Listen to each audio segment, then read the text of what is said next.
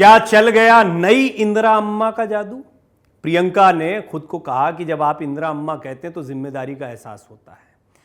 क्या राहुल के लिए एक नई शुरुआत हो रही है? क्या कांग्रेस 2024 के लिए चार्ज हो रही है?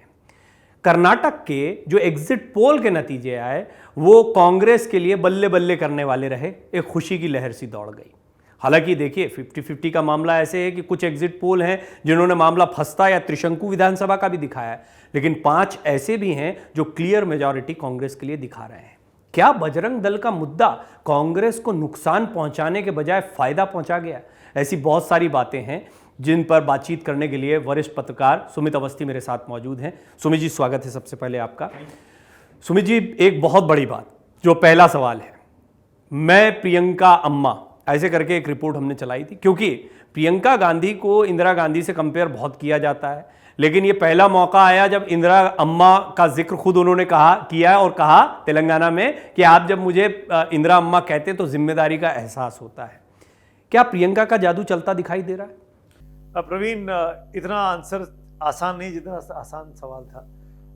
प्रियंका गांधी को समझ में आ गया है कि उनको अपने आप को बेचना पड़ेगा, मार्केट करना पड़ेगा, और ये बात अद्भुत है कि उनका रिजेम्बलेंस बहुत है इंदिरा गांधी के साथ, अपनी नानी के साथ, अपनी दादी के साथ, माफ करिएगा।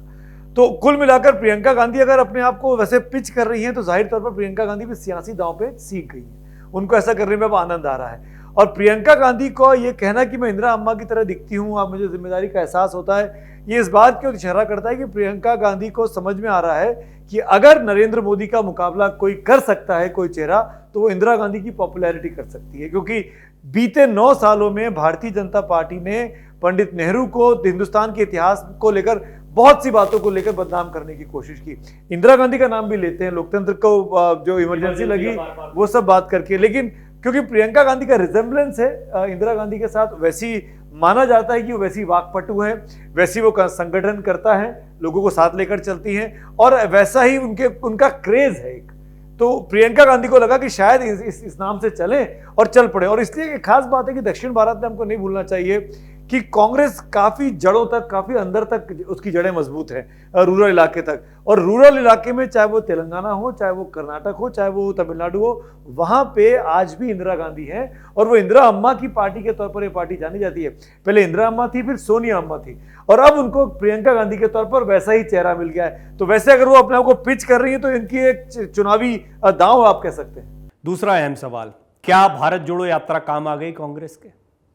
भारत जोड़ो यात्रा ने कांग्रेस पार्टी को तैयार होने का एक शानदार मौका दे दिया, चुनावों में बीजेपी के सामने खड़े होने का मौका दे दिया। सितंबर के दूसरे हफ्ते में राहुल गांधी वहां थे, 18 या 20 दिन उन्होंने वहां बिताए, और आप तो बार बार कहते हैं कि सबसे ज्यादा दिन उन्होंने भारत जोड़ो यात्रा में कर्नाटक में बिताया।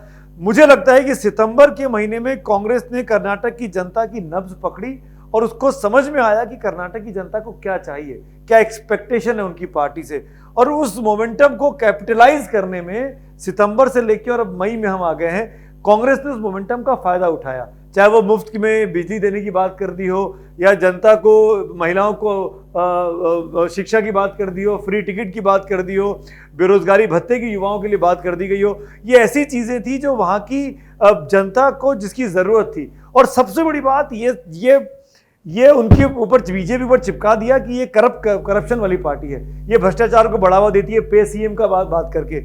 और ऊपर से ईश्वरप्पा जैसे व्यक्ति का टिकट कांग्रेस के कैंपेन की वजह से कटा, वो ईश्वरप्पा जिनके ऊपर इल्जाम लगा कि 40% कमीशन लेते हैं। ये क्रेडिट कांग्रेस को जाना चाहिए कि इतना पेंट कर दिया कि करप्ट है कि उनका टिकट उनको बदलना पड़ा बीजेपी, भारतीय जनता पार्टी को।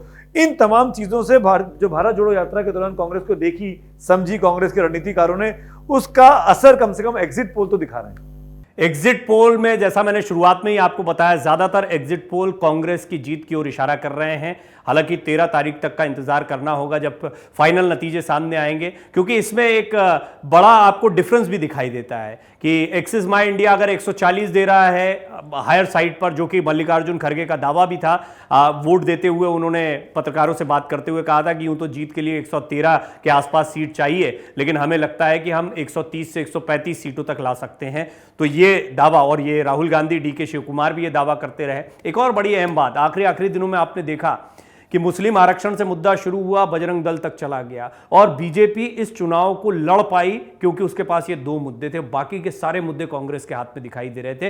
लेकिन एक बहुत दिलचस्प एनालिसिस सुमित जी ने रखी थी जब हम बातचीत कर रहे थे एग्जिट पोल के नतीजों पर। उन्होंने कहा था कि बजरंग दल का जो मुद्दा है ये एक खास जगह पर कांग्रेस को फायदा भी दे गया है और स्ट्रेटेजिकल दिखता है। वो क्या चीज है? देखिए प्रवीण, वो ऐसा है कि एक्सिस माई इंडिया आज तक का जो सर्वे है उसमें यह दिखाया गया है कि जो ओल्ड मैसूर के इलाका है, जो कि वोकालिंगा कम्युनिटी का, गौड़ा फैमिली का, देवेगौड़ा फैमिली का गढ़ है, जो 6 डिस्ट्रिक्ट हैं जहां पे करीब करीब 50 के आसपास सीटें हैं, उस इलाके में कांग्रेस ने एक्सिस माई इंडिया के मुताबिक स्वीप कर दिया है और वहां पर जेडीएस की वही 6 इलाके हैं और जेडीएस को वहां पर बहुत भारी नुकसान हो रहा है जैसा कि वो एग्जिट पोल दिखा रहे हैं। तो वहां पर वोकालिंगा कम्युनिटी के अलावा दूसरे नंबर का सबसे बड़ा वोट बैंक है वो है मुस्लिमों का, अल्पसंख्यकों का। और वो अल्पसंख्यक अब ऐसा लगता है कि कांग्रेस पार्टी ने जो बजरंग दल को पीएफआई के साथ इक्वेट किया और एक खाने में रखा, उसका फायदा यह हुआ कि मुस्लिम वोट बैंक कंसोलिडेट हो गया कांग्रेस के पीछे। जेडीएस के साथ शायद गया भी नहीं, क्योंकि जेडीएस को एक्सिस माई इंडिया के सर्वे के मुताबिक कम से कम कुछ नहीं तो 15 सीटों का नुकसान हो रहा है, 10 से 15 सीटें। पार्टी हाँ, वहां पर जो बड़ा फायदा है कांग्रेस का वो जेडीएस की वजह से। एक एनालिसिस हमने रखी थी कि जेडीएस का नुकसान होता है तो कांग्रेस का बहुत बड़ा, बीजेपी वहां पर थर्ड फैक्टर है। जी हाँ, वहां पर क्योंकि मुस्लिम मतदाताओं का वोट जो बंटना था वो जेडीएस और कांग्रेस के बीच में बंटना था, तो ये बहुत महत्वपूर्ण। इसी बात को कंप्लीट मैं इस तरीके से करूंगा कि वो जो पोलराइजेशन हुआ बजरंग दल के नाम पे या बजरंग बली के नाम पे, वो कांग्रेस को फायदा कर गया ओल्ड मैसूर के इलाके में जेडीएस को नुकसान पहुंचाने में, और बीजेपी को फायदा कर गया कोस्टल इलाके में जो कि बीजेपी का गढ़ है। वहां पे 19-20 सीटें हैं, बीजेपी उसमें 15, 16, 17 सीटें जीत रही है तमाम एग्जिट पोल्स के मुताबिक। तो ये दिखा रहा है कि बीजेपी अपने गढ़ में और मजबूत हो गई। मैंने वहां पे हिंदू वोट बैंक पोलराइज हो गया अगेंस्ट मुस्लिम्स, क्योंकि वही इलाका है जहां पे हिजाब वाली कंट्रोवर्सी हुई थी, वही इलाका है जहां पे पीएफआई एसडीपीआई का जो पिछली बार चुनाव भी लड़े थे वो लोग पार्टियां, वहां एसडीपीआई वहां चुनाव लड़ी थी। तो उस जगह पर बीजेपी को फायदा हो गया और ओल्ड मैसूर के इलाके में कांग्रेस को फायदा हो गया। तो पोलराइजेशन हुआ है, बीजेपी को फायदा मिला है और सबसे अधिक नुकसान पोलराइजेशन का जेडीएस को उठाना पड़ा। यही नतीजे होते हैं तो 2024 पर इंपैक्ट, जो बड़ी लड़ाई चलने वाली, हम कह भी रहे थे कि कर्नाटक चुनाव का बड़ा असर पड़ सकता है 2024 पर, लेकिन फिर भी एक मैसेज के लिहाज से हिमाचल के बाद में अगर कर्नाटक इसी जैसा एग्जिट पोल बता रहे हैं इसी तरह के नतीजे आए जो ज्यादातर कह रहे हैं और अपनी सरकार बना लेती है, तो ये कितना बड़ा मैसेज जाएगा विपक्षी एकता के लिहाज से भी, 2024 के चुनाव के लिहाज से भी। देखिए, मैं अभी भी मानता हूं कि भले ही कांग्रेस हिमाचल जीत गई हो या कर्नाटक भी जीत जाए, पर इसका मतलब ये नहीं कि नरेंद्र मोदी का करिश्मा जो है धूमिल हो रहा है। नरेंद्र मोदी राष्ट्रीय स्तर पर आज भी सबसे बड़े नेता है।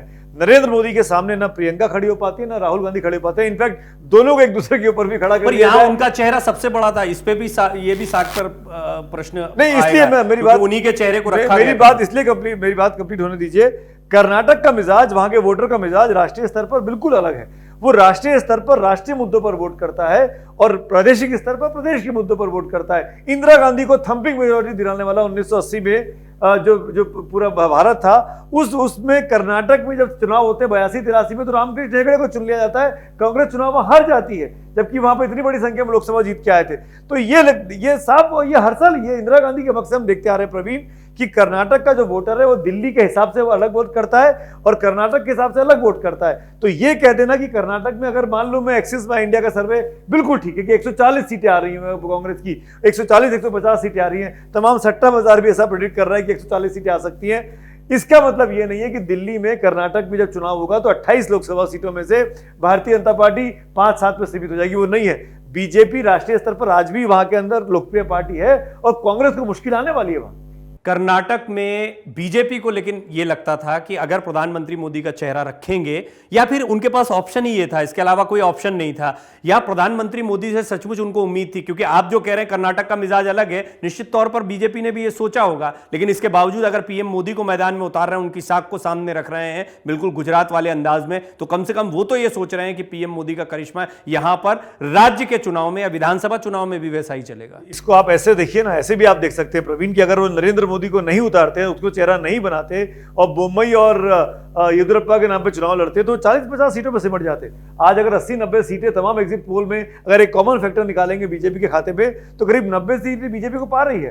तो अगर बीजेपी को 90 सीटें मिल रही है, जो 40-50 सीटों का गेन दिखाई दे रहा है ओपिनियन पोल के मुताबिक एग्जिट पोल में, तो वो नरेंद्र मोदी के करिश्मे की वजह से ही है। नरेंद्र मोदी ने जिस तरीके से चुनाव लड़ा और चुनाव प्रचार में कांग्रेस को घेरा, चाहे वो बजरंग दल वाली बात हो या फिर संप्रभुता वाली बात हो या लगातार चुनाव आयोग में जाके शिकायत करने की बात हो, अलग अलग मुद्दों पर उसने बीजेपी के लिए फायदे की बात की। लेकिन वहां पे इतना ज्यादा कूड़ा स्थानीय सरकार ने कर दिया था कि जिसको भर पाना नरेंद्र मोदी के इन 15 दिनों के कैंपेन में, या कितनी रैलियां उन्होंने की, 19 रैलियां की, वो शायद कम पड़ गया। नरेंद्र मोदी को भी ये बात समझ में आ रही थी कि यहाँ पे चीजें मुश्किल हैं, पर ये काबिलियत है, ये बीजेपी की खासियत है प्रवीण, कि वो आखिरी बॉल तक मैच लड़ते हैं। वो हारा हुआ मैच भी ऐसे लड़ते हैं जैसे वो मैच जीत सकते हैं। जी, एक और बड़ी अहम बात यह है कि कांग्रेस ने बहुत सारे मुद्दों पर चुनाव लड़ा, लेकिन आपको लगता है कि मल्लिकार्जुन खड़गे, डीके शिव कुमार, ये जो लोकल, मतलब खड़गे वैसे तो राष्ट्रीय अध्यक्ष हैं, लेकिन कर्नाटक पुत्र के तौर पर वो सामने आए, तो ये भी कुछ एजेस हैं जो कांग्रेस को पहले से